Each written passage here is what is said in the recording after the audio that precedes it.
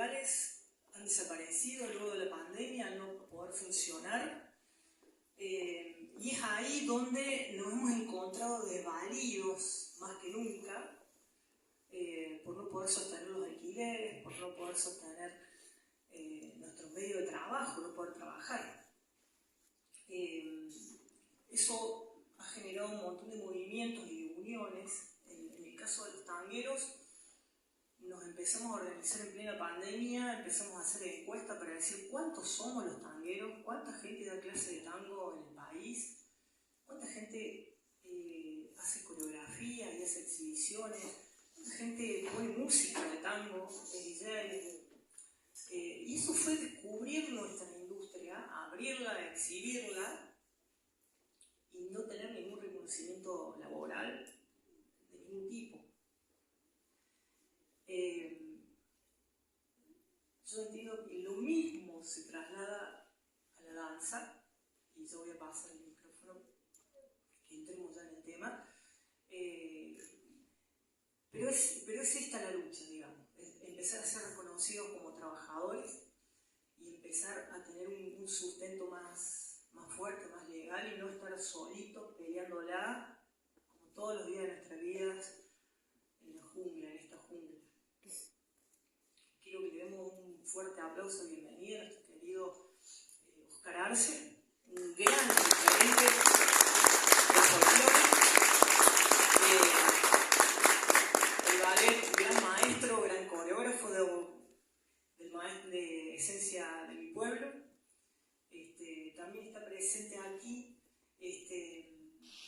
Ana Castro Merlo, que ha participado, ella es bailarina, es docente, es investigadora y es coordinadora de lo que se formó como Movimiento Federal de la Danza y también como representante de Córdoba de la danza.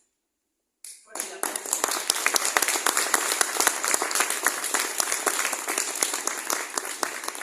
Y bueno, tenemos los hacedores y necesitamos la tercera pata de otra hacedora, de nuestra querida Gabriela Esteves, como diputada, como miembro de diputados.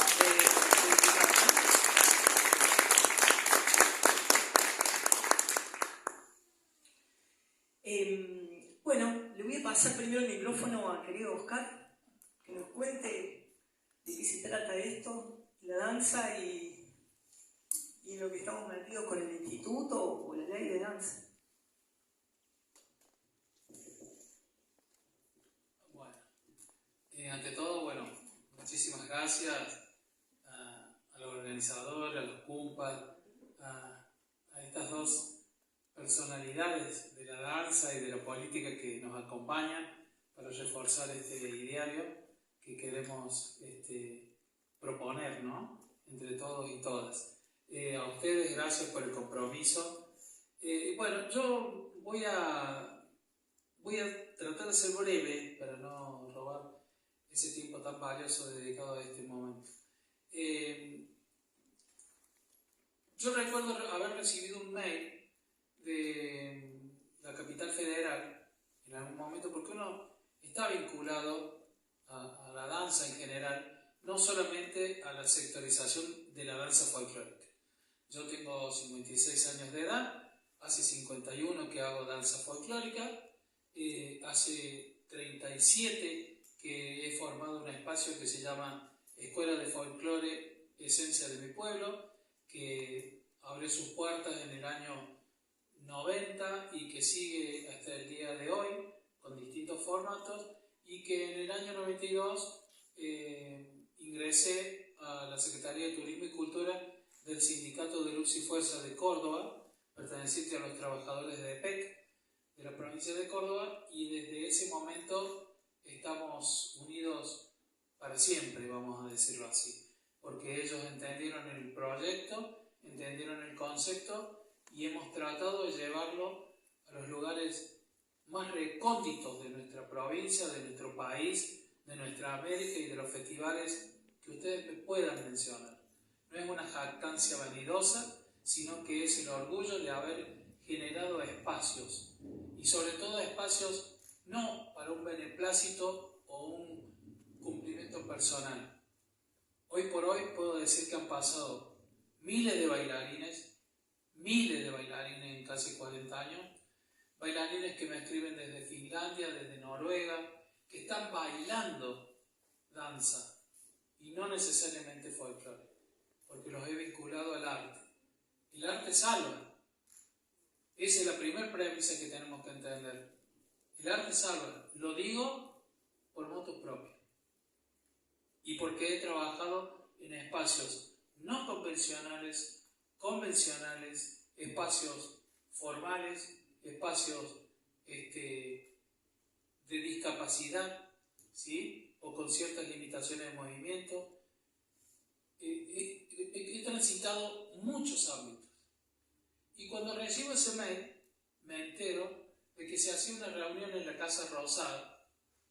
Disculpen por la fecha, pero hace muchos años fue cuando comenzó. Y tuvimos, sinceramente, lo digo y sanamente, porque uno explora la sanación, que pelear en la puerta de las rejas de Casa Rosada para que dejaran entrar a 3 representantes de la danza folclórica de Córdoba. Porque el folclore no era considerado un arte, sino un arte popular. Y el concepto de lo popular está muy denigrado en este país, lamentablemente, y en esta sociedad. Entonces, un cuadro o un trabajo de un orfebre de reconocimiento no es lo mismo que el artesano que está acá en Huelva, porque este es artesano, el otro es arte. Es una artesanía y un arte. Y el folclore va de la mano con ese concepto. Pero ese es un problema de algunos, no es de una gran parte del movimiento. Pudimos acceder, ¿sí? Porque si algo me enseñó el gremio, es hablar un poco más en tono más fuerte y con el fundamento necesario para poder respaldar lo que uno puede proponer. Y tuvimos acceso a una gran mesa en Casa Rosada, junto, en ese momento creo que era ministro o secretario de Asuntos Institucionales, Gustavo López, que fue uno de los movilizadores de la ley de comunicación. En esa primera reunión se gestó la idea de la creación de un Instituto Nacional de la Danza, que fuera articulado de la misma forma que el Instituto Nacional del Teatro y también del Instituto Nacional de Cine y de Cinematografía, el INCA, exactamente. Bueno, de ahí comenzamos. Las reuniones no teníamos en ese momento ni la cabeza ni la gestión de personas con espacios culturales que nos abrieran las puertas para hacer esta reunión. La hacíamos en Plaza de la Intendencia, en la Jerónimo del Barco, en Bella Vista, en distintos lugares, haciendo toma de conciencia de eso que hablábamos recién con la maestra Ana, de sabernos que estamos dentro de un mismo ámbito, la danza. ¿Qué es la danza? No es la danza contemporánea, el clásico, el tango y el folclore. Somos todos integrantes de una comunidad. Y que si tuviéramos en claro, y no tan solo nosotros, sino quienes gestionan los destinos de la educación y de la provincia, más en claro, tendríamos articulado cosas que hace muchos años que están dadas. En el año 1985, de la mano del diputado Carlos Romero, se creó y se hizo la Ley de Enseñanza Obligatoria de la Danza Folclórica en el nivel inicial, primario, secundario y terciario. Año 85. Ahí está la ley. Nunca se reglamentó. ¿Sí? La reglamentación, para que sepamos todos los ciudadanos y ciudadanas, es la creación de lo presupuestario para generar el ámbito de quienes van a dar clases. Y ahí surge otro problema en la danza folclórica. Y hablo ahí sí de la danza folclórica. Y puedo puedo hablar de la danza en general. ¿Quiénes están autorizados para dar clases oficialmente? Nadie, porque no hay títulos oficiales a nivel provincial. Mi título, que fue otorgado en el año 1972, dice: otorgado por la Dirección de Enseñanza Media, Especial y Superior a los fines docentes con el aval de este espacio institucional. Cuando fui a buscar los artículos 167, A32, fui a buscar esa resolución, resulta que a partir de la dictadura militar se quemó y se borró todo eso. Pero dice, avalado a los fines docentes. No dice que soy docente matriculado. Entonces, ¿quién iba a dar? ¿O quién va a dar danza folclórica? Los únicos que estaban dando, y que creo que todavía siguen dando, danza folclórica dentro de un marco oficial, es el IPEF, el Instituto de Profesores de Educación Física. O sea, los profesores de Educación Física tienen folclore. Yo he sido docente del Instituto de Profesores de Educación Física. He sido creador de la currícula junto con la maestra Silvia Cervini y otras colegas de la currícula que tiene danza folclórica en el profesorado de danza de la Universidad Provincial. Y he sido el primer profesor de danza folclóricas 1 y 2. Imagínense cómo será dar paso de danza en una silla de ruedas. ¿Cómo hago el largo, corto, corto? Pero se da, se enseña y los alumnos interpretan. Entonces, todas esas cuestiones me llevan a mí a la reflexión de que estos lugares son fundamentales. El contacto institucional de gestión y de idoneidad y enseñanza son básicos. Las leyes a nivel educativo en la provincia de Córdoba son autárquicas de la nación. Y los folcloristas festejamos que tenemos una ley nacional de enseñanza del folclore en las escuelas. El lobby que se hizo para eso es de una gran escuela que está en provincia de Buenos Aires. ¿Cuáles son los contenidos que se van a dar en la Ley de Educación de Enseñanza del Folclore?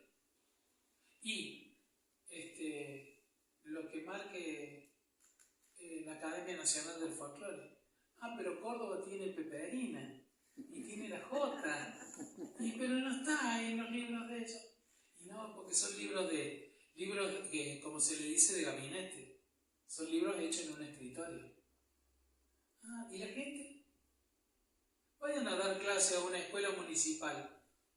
Yo he dado clase y tengo contacto con la educación a nivel inicial en distintos ámbitos, y no es lo mismo tener la academia en el Cerro de las Rosas o en Luz y Fuerza, donde di clases, que darlo en el patio de la escuela número 136, Domingo Faustino Sarmiento, donde hay un montón de niños, niñas en condición de vulnerabilidad tanto social, económica, corporal, ¿sí?, de violencia. No es lo mismo. Entonces tenemos mucho por aprender. Tenemos que seguir articulando, tenemos que escucharnos, tenemos que aceptarnos, debatir sanamente, pero tenemos que aprender. Hoy les decía, estábamos conversando con Karen ahí, una chica que se llevó, una licenciada que se llevó junto a nosotros con Ana, y yo no tendría capacidad de pararme o estar al frente de una clase por el lenguaje, porque a nosotros nos decían que no servíamos, nos insultaban para enseñarnos a que seamos disciplinados. En el año 46, cuando se creó la Escuela Nacional de Danza, es claro el objetivo fundacional de eso. Fue generar espacios para la creación de enseñanza y disciplinamiento corporal en el marco del folclore. O sea que humildemente a la gente de Tras la Sierra, de la localidad de La Población, tengo que disciplinarla yo cómo se baila y qué se siente. Entonces, no pasa por ahí. Pasa por entender que la danza somos todos una comunidad y que nos da identidad y entidad social, porque nos estamos olvidando de la sociedad. Entonces, yo celebro el movimiento de la red federal, celebro a la gestión política que inicia un camino o que ya viene trabajando en silencio, un camino de formalización de estos espacios de reflexión y de la creación de lo que decía Andrés. No tenemos subsidios, no hay producciones en Córdoba. Y hablo del folclore y hablo de otras áreas de la danza. Quizá la gente de la danza contemporánea entendió mucho más viablemente esto. Entonces, Cultura de la provincia de Córdoba tiene algunos espacios de apoyo económico, no vamos a decir muchos. El Instituto Nacional del Teatro contiene más a la danza teatro y al folclore, ni al clásico, ni al flamenco, ni a otras especialidades, no. Entonces, ¿cómo resolvemos esto? Cada uno lucha por suyo. Y, joder, yo soy de folclore. Y cierro con esto, no me voy a extender más. Yo soy investigador de danzas tradicionales, regionales y populares argentinas. Ustedes no se pueden imaginar, gente, lo que a mí me ha costado mi salud. No reniego de eso, porque elegí esto y me abrazo a esto. Pero yo en Cosquín tuve que discutir muchísimo con el intendente y la comisión, porque en el escenario de Cosquín había 6 mujeres zapateando. Y la respuesta de Cosquín, yo como jurado oficial del Festival Pre-Cosquín, habiendo realizado aperturas y más de 16 obras en Cosquín, fue: no queremos mujeres arriba del escenario bailando folclore.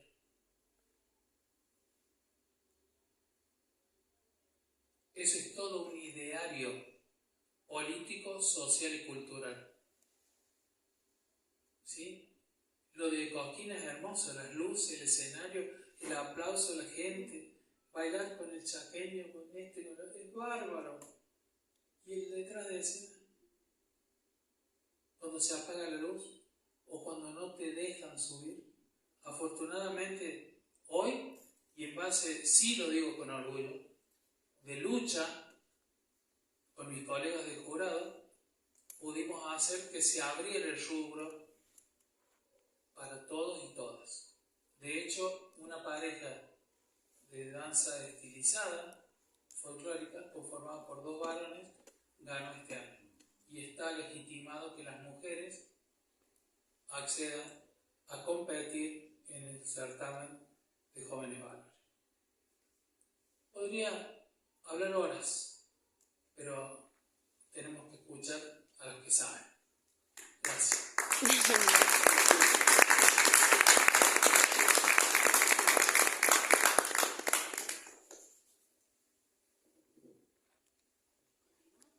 Tomo la posta. Qué difícil después de Oscar. Por favor. Bueno, un gusto. Muchas gracias a los Cumpas de la Milonga por este espacio, realmente muy agradecida. Creo que son necesarios de multiplicar estos espacios de encuentro, de diálogo, de empezar a conocernos y reconocernos como comunidad.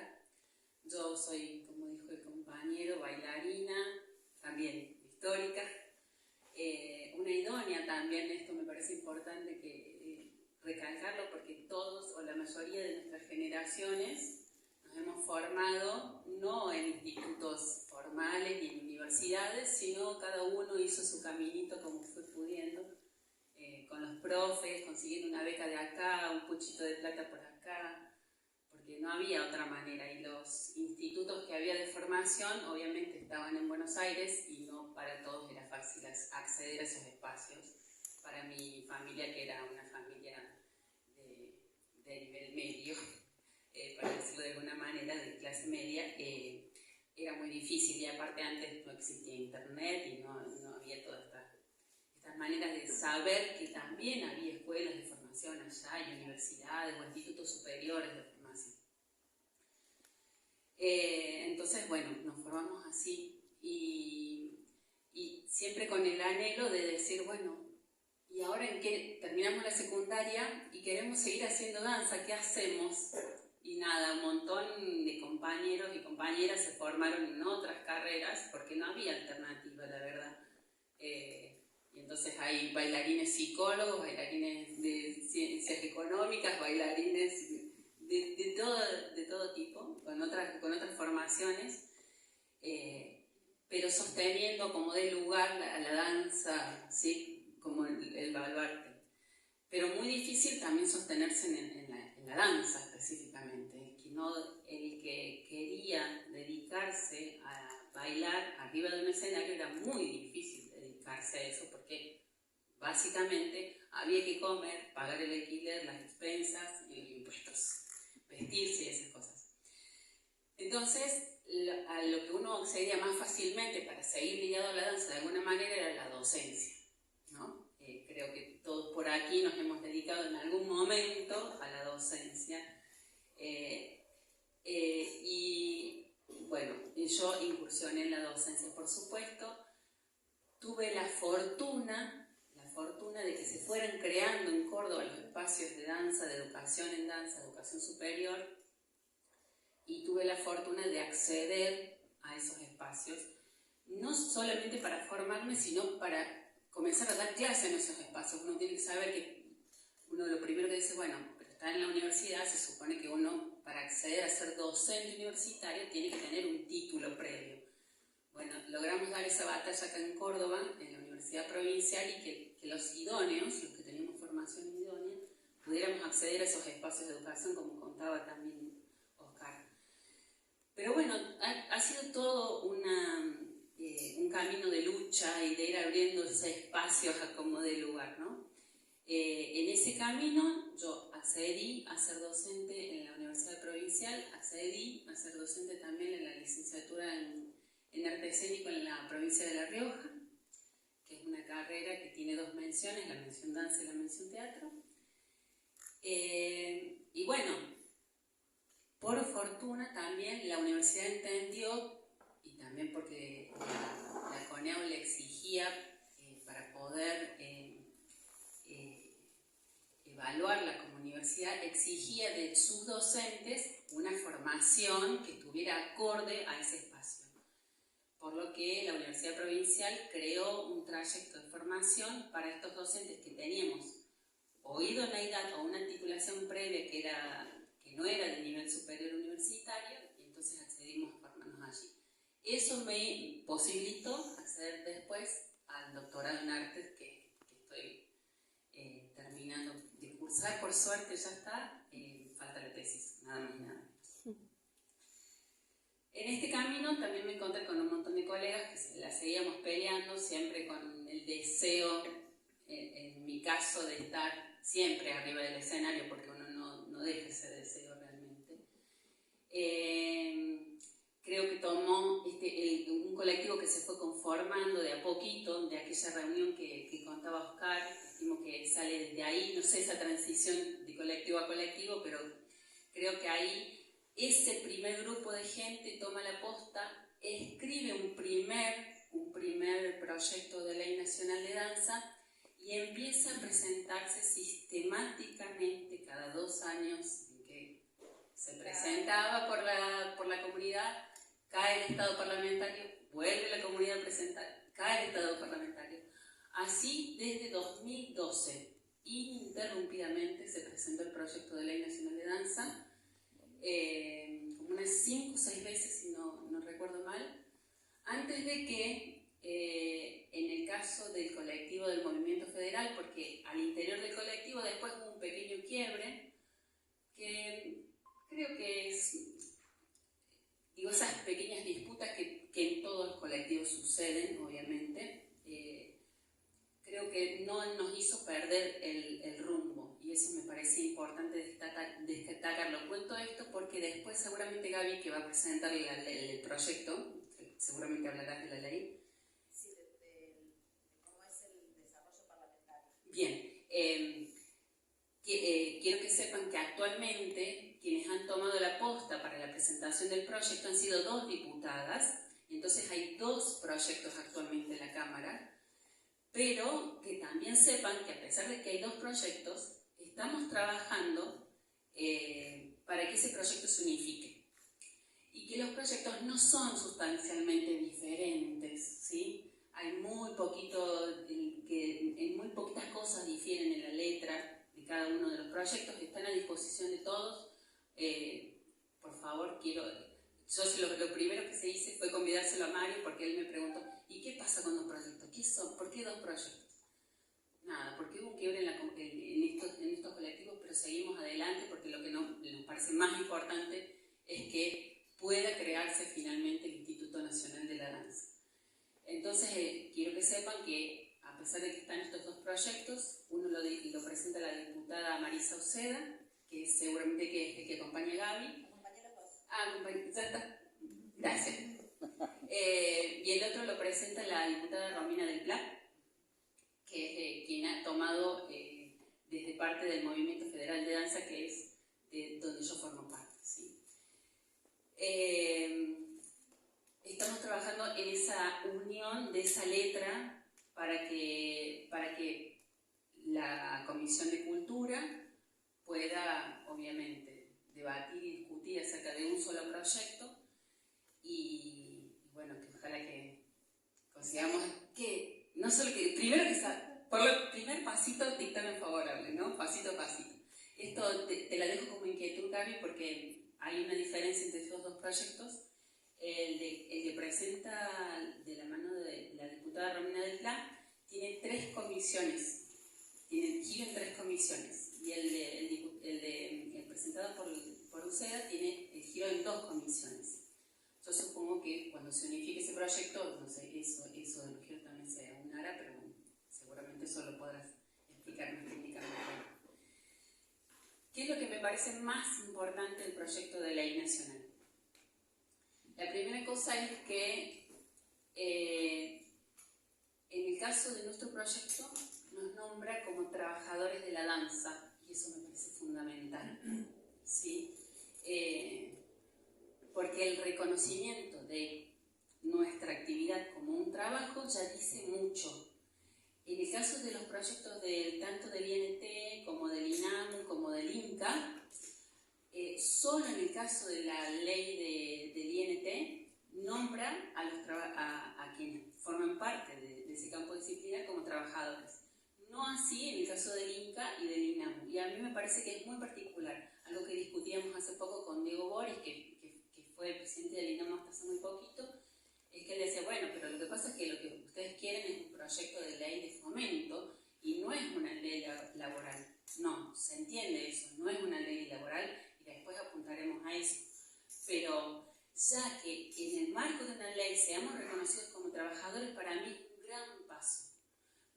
Porque nos pone en comunión con el resto de los trabajadores, ¿sí? Porque podemos luchar por nuestros derechos igual que el resto de los trabajadores. Entonces, si nosotros no nos reconocemos como trabajadores y hay una ley que nos acompaña en eso, difícilmente la sociedad también quiere reconocernos a nosotros como trabajadores. Eso es una de las cosas que me parecen fundamentales que presenta el proyecto de ley. Luego que nombre la danza como un valor social fundamental para el desarrollo de la cultura. Y si lo sabrá Oscar, ¿no? Que ha caminado el territorio, si lo sabremos todos que participamos de alguna u otra manera en la cultura. Y se habla mucho de que hemos perdido la batalla cultural, y hace muy poquito la escuchaba a la directora de cine, ahora se me va a escapar el nombre, a Lucrecia Martel, diciendo que es desde el espacio de la cultura, de quienes practicamos y hacemos la cultura, que también hemos perdido ese espacio. Porque somos nosotros quienes no hemos podido defender no solo nuestro espacio como un espacio de desarrollo, sino que desde la cultura pelear por una ciudadanía mejor. Y eso me parece también fundamental, ¿no? Nos nombra para quiénes, de qué se trata la danza. También me parecía importante esto que decía Oscar, de todas las danzas. Bueno, decir la danza, ahí ya tenemos un problema teórico, pero bueno, no nos vamos a meter en sobre esto, pero es a todas las danzas, ¿sí? Algo que dice es que la danza es considerada, ¿qué se considera danza? Toda actividad corporal de movimiento manifestada artísticamente a través, escuchen, de distintos géneros, estilos y formatos, ¿sí? O sea, todas las danzas. Eso me parece importante. Y por supuesto, ¿por qué pelea esta ley? Que es por la creación del Instituto Nacional de la Danza. ¿Qué es lo que va a hacer el Instituto Nacional de la Danza? ¿De qué manera va a apoyar a la comunidad de la danza? A través de diferentes apoyos financieros que financien diferentes formatos de proyectos, ¿sí? Formatos artísticos, escénicos y de creación, proyectos de espacios de formación, digo, Tsunami estaría ahí, claramente, proyectos de grupos, ¿sí? Por la continuidad de esos grupos que se sostienen a lo largo del tiempo, y todos entendemos que nos sostenemos por el amor a la danza, pero que el amor no nos someta, compañeros, por favor. Claro, yo soy madre también, así que sé muy bien de qué se trata eso. El apoyo a los jóvenes emergentes, que también es fundamental porque están explotando nuestras maneras de pensar la danza también los jóvenes, ¿sí? Nos traen una visión completamente distinta de cómo nos paramos frente a eso que hacemos, frente a eso que producimos, esto de la industria cultural, que para mí es un poco controvertido, pero bueno, ahí vamos, queriendo hacernos de estar ahí. Y bueno, a todo tipo de manifestación cultural a través de la danza, sí, pensemos en la videodanza, no solamente en los espacios culturales, en formas de documentar la danza también, que también es súper importante. Y esto para el apoyo de la danza no oficial. Sabemos que a nivel nacional el Ministerio de Cultura tiene elencos, ¿sí? O elencos oficiales que ya está presupuestado para esos espacios oficiales, ya tiene su presupuesto. Entonces, lo que necesitamos es apoyo para espacios no oficiales, ¿sí? ¿A través de qué? De becas, por ejemplo, de becas de investigación, de creación, ¿sí? De realización. A través del apoyo a los espacios escénicos y a los espacios que son de divulgación de la danza, de formación de la danza.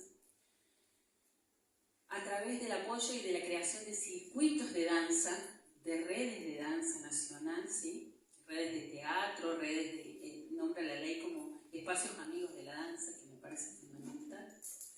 Y a través también del apoyo de la difusión de la danza, ¿sí? Eso de manera general. Cada uno de los proyectos los dice a su modo, pero en los dos está contemplado esto que nombraba hace un rato Oscar de, bueno, una vez que esté, ¿cómo la llevamos a cabo? Bueno, primero demos los primeros pasos, pero lo que está incluido sí en estas leyes que me parece importante, que es un paso que dimos porque el año pasado el Movimiento Federal de Danza logró la primera presentación oficial, digamos, a través de la senadora Norma Durango, que ella lo presentó en senadores primero, también cayó ahí en el Estado parlamentario, el año, perdón, en el 2021. Lo que se incluye en este proyecto que hizo la comunidad es de qué modo se iban a destinar fondos a la creación de este instituto. Y entonces evaluación, incluso un informe que le llevaron a la Comisión de Presupuesto y Hacienda, que dice cómo se van a distribuir, de dónde se van a sacar los fondos y cómo se van a distribuir o redistribuir en realidad, o asignar partidas específicas para la creación de este instituto. Eso está. Entonces, bueno, ya no falta tanto, me parece, ¿no?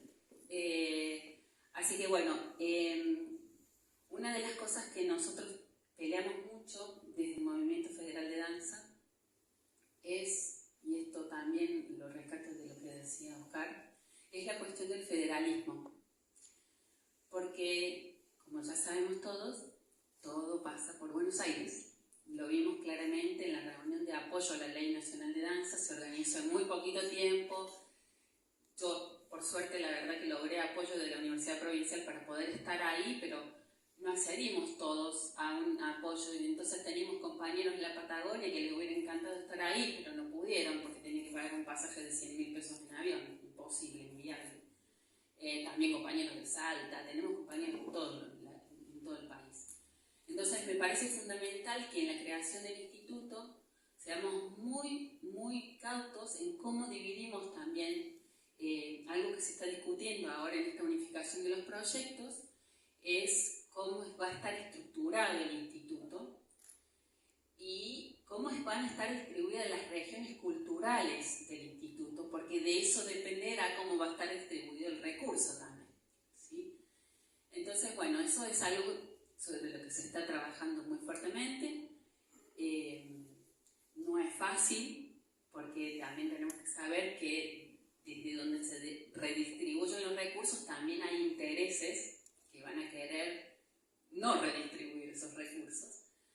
Pero bueno, algo que tenemos que disputar, porque llevamos demasiados años, ¿no, Oscar? Y creo que la comunidad de la danza se lo merece. Bueno, eso. Después seguiremos con preguntas.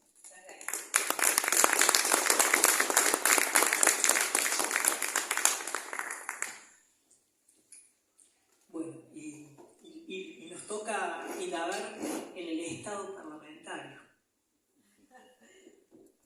Es algo bastante más complejo que solo el Estado parlamentario, porque tiene que ver con la estrategia también, ¿no? que se puede llevar para moverlo más rápido y cómo involucrar a los diputados y diputadas para que acompañen.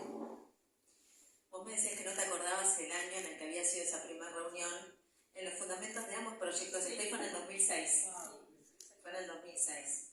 Así que mirá si hace años que se vienen organizando, peleando. Esto quiere decir que detrás de esto hay una historia de lucha muy larga y muy comprometida. Esto de que haya dos proyectos también forma parte de la construcción de una estrategia, porque cada proyecto contiene un sector distinto. Vos hablabas de ese quiebre. De alguna manera, estos dos proyectos lo que hacen es tratar de unificar luego en lo que va a ser el dictamen esos dos sectores que de alguna manera no pudieron ponerse de acuerdo, pero que sí nos podemos poner de acuerdo desde lo político. El proyecto en Marisa es un proyecto acordado con el Ministerio de Cultura que acompaña y avala no solamente el proyecto de ley, sino la creación del instituto fundamentalmente. Romina ha logrado contener a muchas organizaciones que vienen desde hace muchos años peleando, y la síntesis que queremos construir es a partir del dictamen que podamos elaborar de manera acordada. Quiero decir que mayoritariamente las firmantes del proyecto somos mujeres. Como siempre, cada iniciativa que está vinculada a los diferentes sectores culturales, quienes firmamos, quienes acompañamos, somos mayoritariamente las mujeres, que además construimos de manera transversal consensos en lo que tiene que ver con la promoción de este tipo de leyes. De hecho, hay en carpeta una infinidad de leyes que tienen que ver con la promoción y la democratización, sobre todo el acceso a las artes escénicas, a la música, que cuesta mucho discutirlas porque hay grandes sectores de la oposición que sistemáticamente se oponen a todo lo que signifique financiar todo este tipo de iniciativas que acompañan a procesos de profundización de la democracia. El tener un instituto de la danza fomenta y profundiza la democracia y sobre todo la federalización y el acceso, ¿no?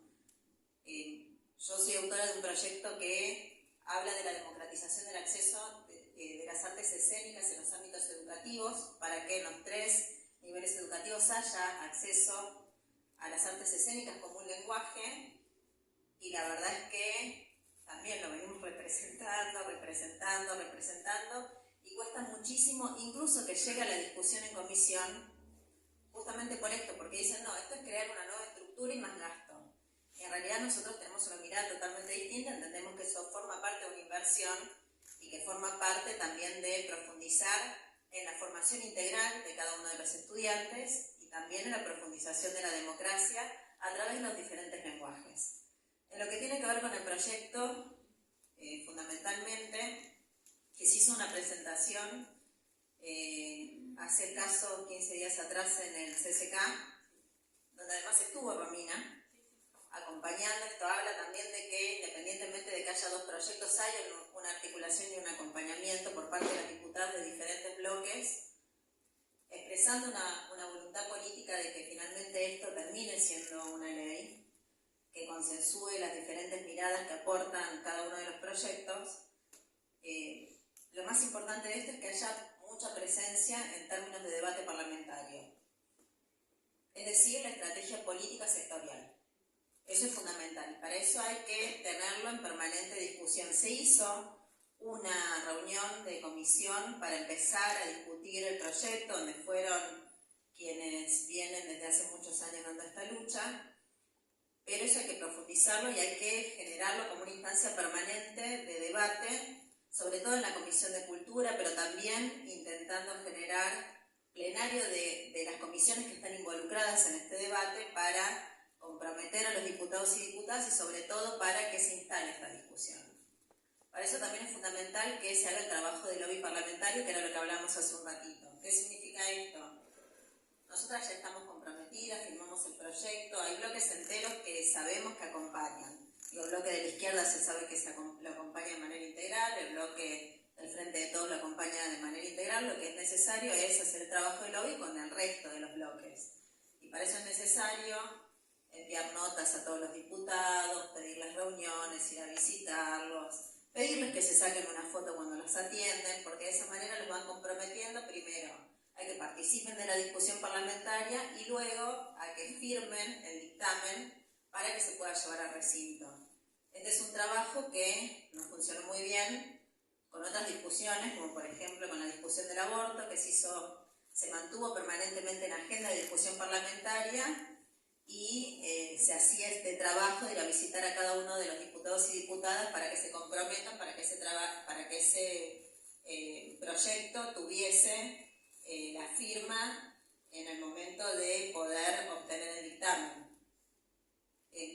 Eso es algo esencial, llevarlo adelante. Primero, sostenerlo entre la agenda parlamentaria y luego comprometer a cada uno de los diputados y diputadas. Y luego, cuando se logra eso, llevarlo rápidamente a tratamiento a recinto, porque lo que sucede también es que con los cambios parlamentarios se terminan yendo los diputados que se comprometen y hay que iniciar nuevamente todo el ciclo. Por eso sucede lo que sucede, que cada 2 años se cae, porque terminan cambiando los ciclos de diputados y luego pierde estado parlamentario. Entonces es importante que rápidamente se obtenga dictamen y se pueda llevar a recinto, sobre todo cuando se logran construir estos acuerdos amplios y transversales. Por eso la estrategia sectorial tiene que estar dirigida fundamentalmente a quienes pueden llegar a estar en dudas con acompañarlo. Nosotros siempre definimos que hay sectores que son blandos, que están como en el medio y que son el objetivo para intentar ir a convencer.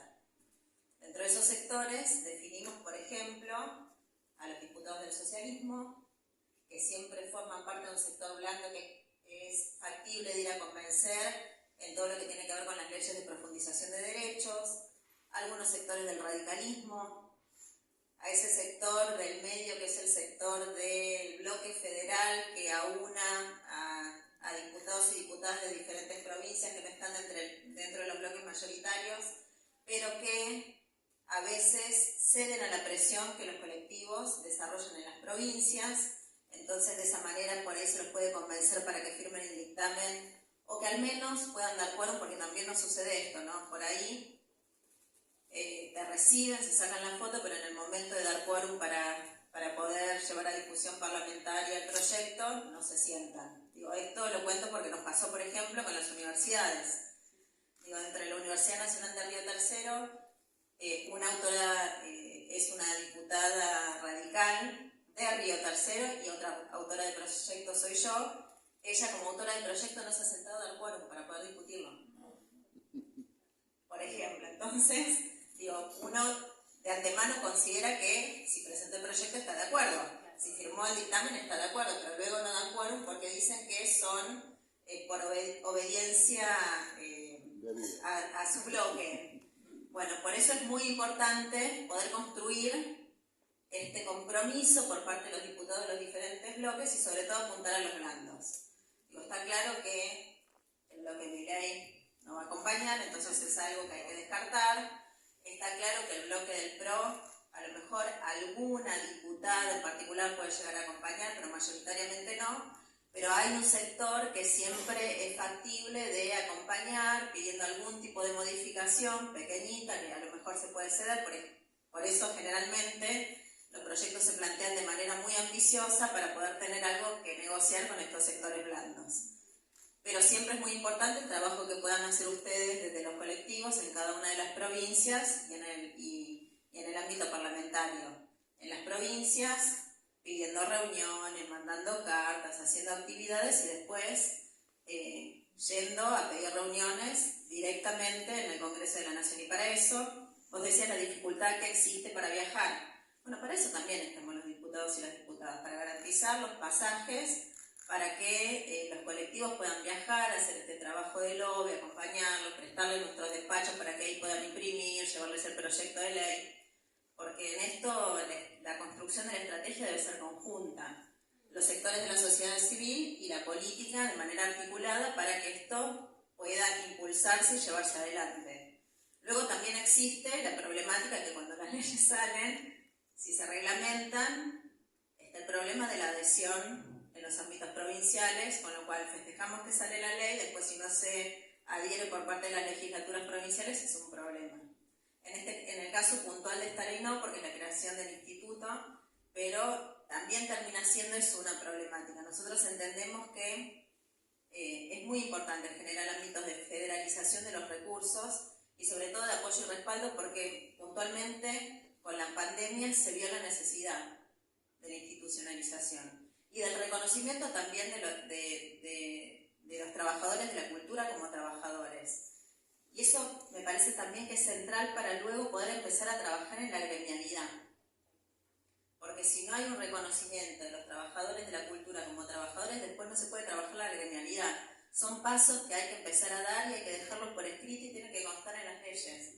Porque si no, luego, si no está el reconocimiento en una ley, después no te reconocen la personería gremial. Bueno, son todas cosas que nosotros son pasitos y estrategias que tenemos que empezar a tener de manera conjunta, quienes conocemos por ahí un poco cómo los antecedentes legislativos generan la posibilidad de construir nuevos derechos posteriormente y las organizaciones que vienen trabajando esto territorialmente con cada uno de los colectivos. Si vos me preguntás cómo creo que está en este momento la situación del proyecto, la verdad que yo creo que es un muy buen momento. ¿Por qué?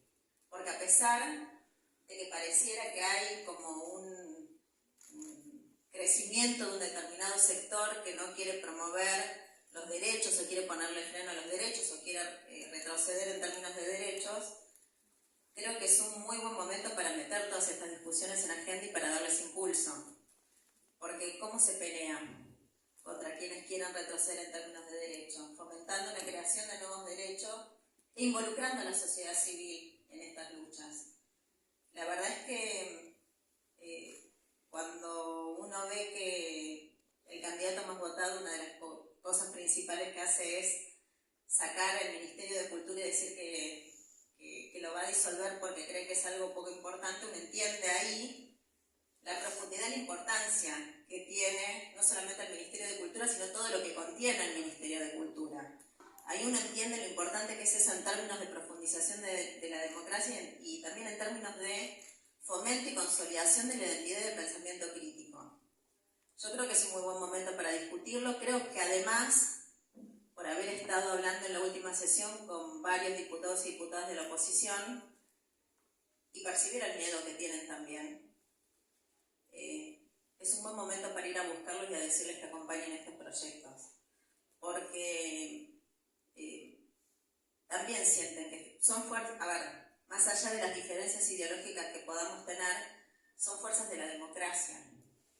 Entonces, también perciben que la democracia está en riesgo y es importante que podamos construir estrategias transversales de defensa de la democracia, y este tipo de proyectos son proyectos de defensa y profundización en términos de la discusión democrática. Entonces, ahí es donde nos tenemos que encontrar desde la política para construir los acuerdos necesarios, además con los sectores que en la sociedad civil representan estas luchas. Así que creo que es un muy buen momento.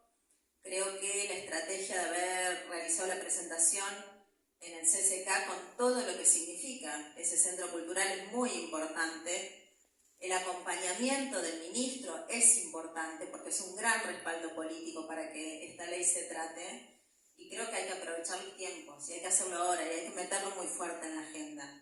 Así que quiero celebrar con mucha fuerza que estemos llevando adelante hoy este conversatorio, que haya tanta gente un domingo con ganas de hablar sobre este tema y decirles que hay que pelearla. Yo creo que este es el momento donde todos tenemos que decidirnos a pelear absolutamente todo, justamente por la enorme amenaza que tenemos enfrente, y que cada iniciativa que nos reúna, que nos permita tener estrategias comunes, que nos permita juntarnos en términos colectivos para debatir, para generar procesos que nos permitan organizarnos y dar discusiones de manera colectiva, sirven y consolidan la defensa de la democracia. Y creo que en eso nos tenemos que poner de acuerdo muy rápidamente y empezar a tener presencia muy fuerte en la calle. Yo recuerdo que en el 2015 se hizo una presentación muy fuerte en la calle y que tuvo mucho impacto en ese momento. Luego no se avanzó en la discusión parlamentaria, pero creo que es momento para eso, para tener presencia en la calle, para mostrar que hay espíritu de lucha y sobre todo mucha vocación de seguirse organizando y defender lo que conquistamos y mostrar esa vocación de seguir conquistando, de seguir por todo lo que nos falta. Me parece que es un gran momento para hacerlo y que hay un gran acompañamiento por parte de las diputadas. Digo diputadas porque también quiero ser honesta en esto. Somos mayoritariamente las diputadas las que ponemos el cuerpo para dar estas discusiones, así que creo que hay una gran voluntad de manera transversal para dar esta discusión y que hay que aprovecharlo porque es ahora. Este es el momento para mostrar que no estamos dispuestos a retroceder absolutamente en nada, sino que nuestra vocación está en seguir avanzando. Así que bueno, quedo a disposición para responder las preguntas que consideren. Y bueno, compañeros, acá hay una guerrera más.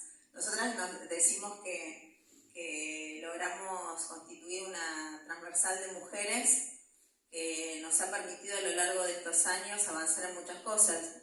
No sé, logramos con estrategia política feminista sacar la ley de paridad, logramos sacar la ley de aborto, logramos sacar la ley del cupo laboral travesti trans, la ley de VIH, y yo creo que todas estas leyes que también siguen ese camino que tiene que ver con la consolidación y profundización de derechos, que tiene que ver además con nuestra tradición como pueblo argentino, la vamos a defender y apoyar con la misma fuerza y con la misma vocación política. Muchas gracias.